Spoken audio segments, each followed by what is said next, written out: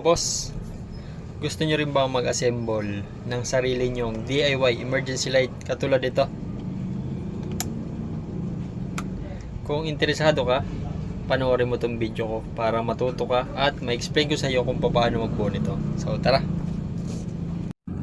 Ayan mga boss, ito yung mga materialis natin na gagamitin sa pagbubuo ng ating DIY na emergency light. Bali, ang unang step natin, kailangan natin butasan yung ating cover ng junction box para maipasok natin yung light bulb socket dito sa ibabaw.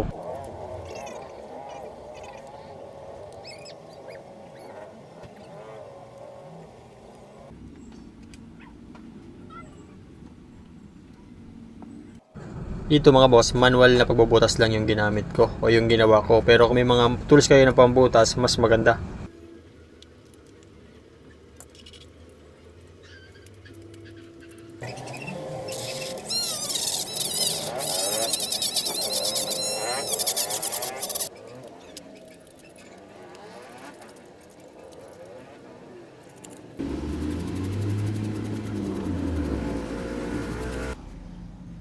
At ang susunod naman natin ay yung pagbubutas ng paglalagyan ng ating switch at Type-C na charging port dun sa ating junction box.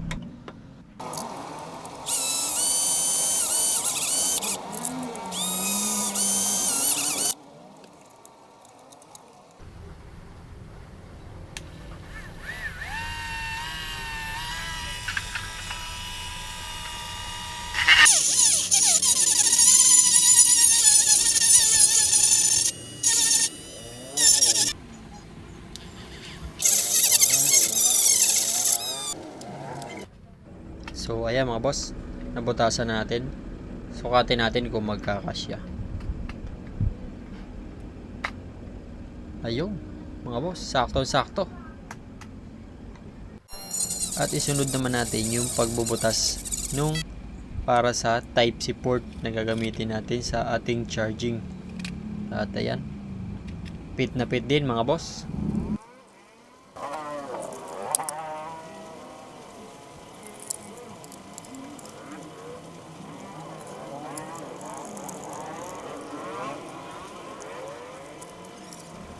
At dito, naikabit na natin yung ibang mga parts. Then, ito yung ating sa light bulb socket at doon sa cover, kinabit ko na din. So, ganyan na siya.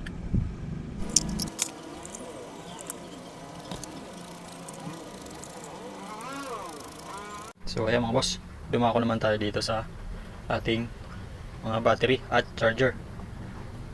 Unang step natin, ipaparallel muna natin lahat yung ating battery para dumami yung or tumaas yung capacity niya, pero yung voltage is as is pa rin. So ito, nakaparallel na to. Lahat ng positive magkakasama at lahat ng negative magkakasama. Ang sunod natin ilalagay ay itong BMS natin na 1S na may 7.5 ampere na output. Bali ganito lang yan mga boss. Yung B positive at B negative, diyan yung ilalagay yung mismong main positive at main negative nyo. So lalagay ako ng diagram dito sa itaas para mas makita ninyo at masundan. So, lagyan natin ang wire.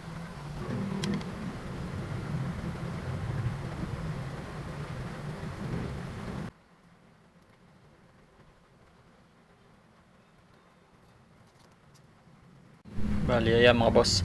Nilagyan ko pala ng tape para hindi siya gumagalaw-galaw. Tapos sundan nyo lang yung nakalagay dito sa ano nya. Ayan. Kung B positive, sa positive nyo siya ilalagay. So, idikit ko lang muna para mas maganda.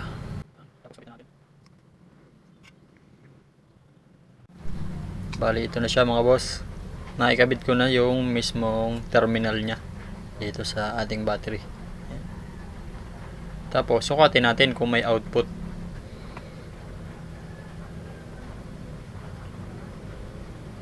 Ayun, 3.8 mga boss. At dito sa dalawang tinitest ko na to mga boss, dito kayo maglalagay ng wire para sa output ng ating BMS. So hello mga boss, na-ready na natin yung ating mga materials. Tapos dito, na may wire na rin yung ating sa Type-C charger, positive negative. Tapos yung ating switch, nilagyan na rin natin ng wire, dalawa.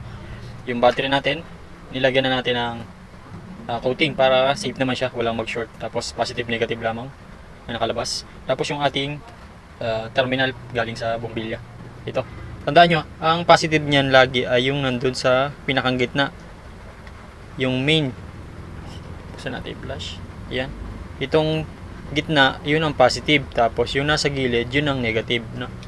Kaya magkakamali doon mga boss. Bali, next natin is wawiringan na natin itong ating TP5100. Bali, ang unang step ay mag-uumpisa tayo dun sa mismong charging niya sa Type-C. So, hanapin natin dito yung bolt in, B-in. Ayun, ito. Ito yun. Yan, pangalagay niya, bolt in. So, dito tayo magkakabit ng ating charger dito. Dalawa positive, negative. Sundan nyo lang mga boss ha. Yun ang unang step natin para hindi kayo malito.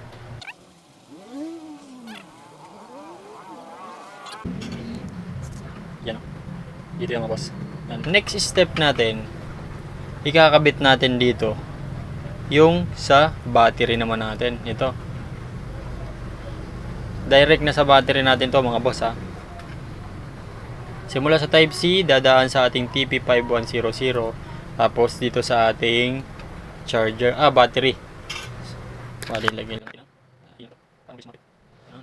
Positive doon. Positive din naman dito yung out. Tapos dito yung negative. So, kabit na natin.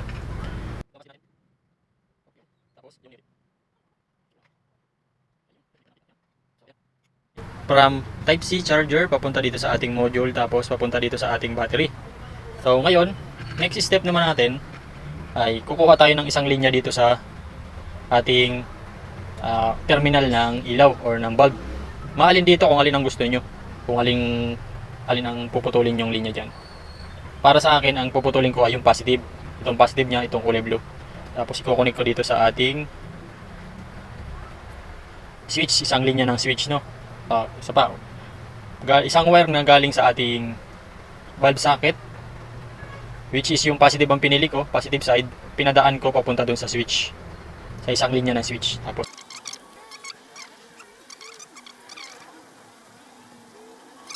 Tapos itong kabila ng switch ay irerekta natin dito sa ating battery. Positive side ng ating battery. So alin ang positive side ng battery natin? Dito.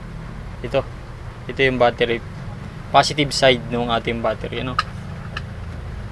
So, kabit lang natin dyan. Pinangil lang natin. Lagyan natin ng pina. Yes. Mismong positive ng battery. Kinonik lang rin natin dun sa mismong terminal galing dito sa TP5100. Ano? Tapos, ang pinakalas natin or pinakahuling wiring ay ito. Itong negative side nung ating bumbilya or sa light bulb socket ay i-connect na rin natin dito sa main negative ng ating battery, which is i-connect na rin natin dito. Ano, parang ganyan. Bali, sundan nyo lang itong aking ginawang diagram. Bali, na siya mga boss, nakikabit na natin. Nalagyan na natin ng terminal at siya yung kabel din. So, gagawin natin, susubukan natin. Ayan. Pero bago natin subukan, make sure natin yung connection natin. Ano? So, dyan. Kuha tayo ng tester. Tapos, i-switch on natin yung ating ginawa. Switch on. Tapos, sukatin natin yung output nung ating sa light bulb socket. Negative yung sa labas, tapos positive yung sa gilid.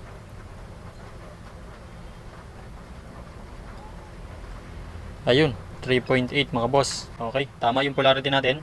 So, subukan na natin kabitan ng ilaw. Patayin muna natin. Okay. Tapos patayin natin lahat ng ilaw natin. Gamit pati dito. Yan. Tapos buhayin natin kung success. Bang! Diba? Okay na mga boss. Working na siya. Lakas. Bali ganun lang gumawa ng DIY na emergency light. So ayusin na natin para matapos na. So ayan mga boss, na ikabit na natin, na-fix na natin yung battery.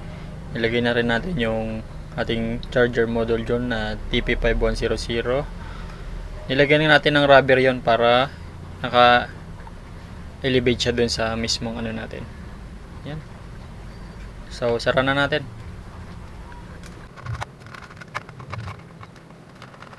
Subukan muna natin kung nag-charge yung gawa natin. No?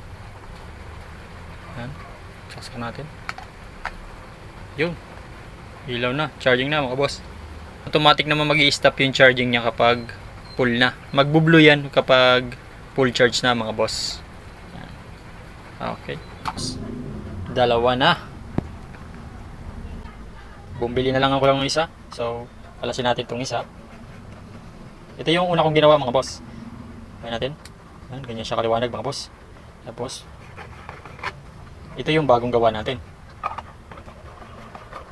Ayan. Tapos, testingin din natin. Switch. Lakas niya mga boss. Okay. So, panoorin nyo lang yung aking video. Tapusin nyo hanggang dulo mga boss. Para matutunan nyo kung paano gumawa nito mga boss. Ano? So, ayun lang.